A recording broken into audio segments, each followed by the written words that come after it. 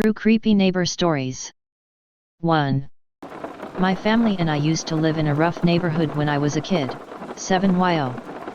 One night, it was just my mom, me, and my two siblings at home, and my dad was gone on a business trip. That night around midnight, someone started knocking on our door. My mom woke up and went to the front door and asked who it was. No one answered. She thought that maybe it was some kids playing ding dong ditch, so she went back to bed. About 30 minutes later, again, someone starts knocking. She gets up and peers through the side window to see if she can spot anyone out there, but nobody is there. She starts to worry, so she goes back to the room and grabs my dad's shotgun and sits in the living room in the dark waiting. Again, there's knocking. My mom begins shouting at whoever it is that she is going to call the cops, and that if anyone tries to come in, that she would shoot them. At about 2 a.m., the police finally show up and do a quick search outside of our house while we waited inside. After their search, they tell my mom that they had found a piece of barbed wire about 4 feet long next to the front door and asked if it belonged to my mom. She said that it wasn't hers and asked why. The cop told her it belonged to whoever was knocking on the door. That they were planning on strangling my mom with the barbed wire when she opened the door to see who was knocking. They said that she was very smart to not open the door to see who was there, otherwise it could have cost her life. The cops said that they'd patrol the neighborhood until morning and do a thorough investigation once there was daylight. That morning, as they were searching around the house, they found footprints leading around to the back of the house leading up to my bedroom window. They had also found nicks in the window sill where the person was trying to pry open the window to break in but failed. My mom always suspected it was this one neighbor because he would always stare at my mom through his curtains and wasn't very friendly. He also knew when my dad wasn't home, since he knows what vehicle he drives. After that, we moved out of that house. 2. My senior year of college, I lived next door to a really weird dude. We lived in a house with a few rooms on each floor, and on my floor it was just me and him.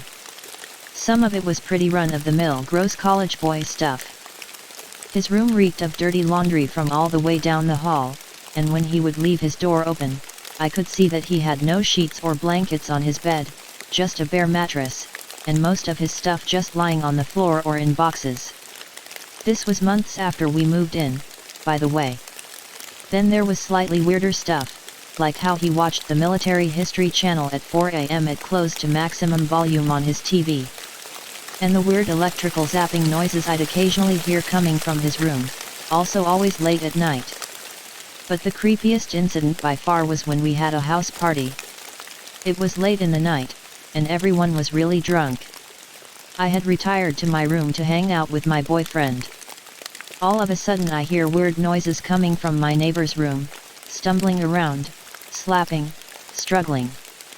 I noticed but honestly didn't think too much of it, because he was always up to weird stuff and I was drunk and exhausted.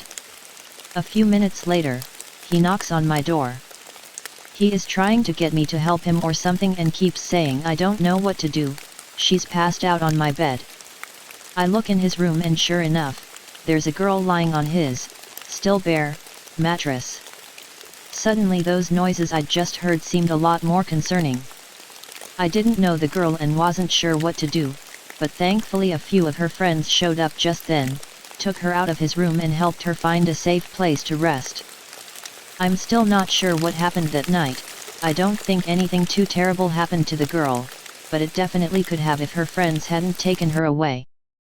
3. When my wife got pregnant, we left our high-rise apartment and sublet a condo in a quieter part of the city until I could finish school and we could look for a house in the suburbs. Our next-door neighbor was a golf pro who spent the winter in Florida before coming back up north for the summer golf season. We moved into the place in September and never met him. One day, a few weeks after he returned, there was a 4-page letter sticking on our door. In it, this dude took 4 pages imploring us to keep down the noise because we were causing massive vibrations of the floor and it was driving him crazy.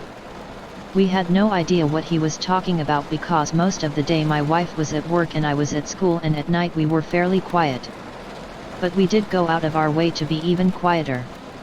A little over a week or so later we got a call from the building manager telling us to keep the noise down.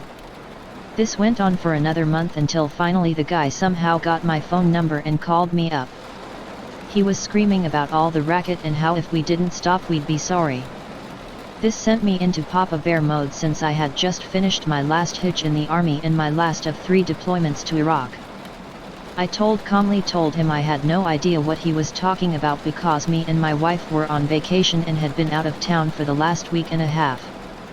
I also told him that if he threatened me or my family again he'd be the one who was sorry because, I went into some details about my experiences in the war, and I'm not afraid to do it again to an old man.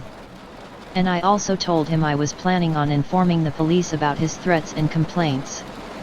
He ended up leaving for Florida ahead of schedule a few weeks later. Interestingly enough, I became the creepy neighbor after that.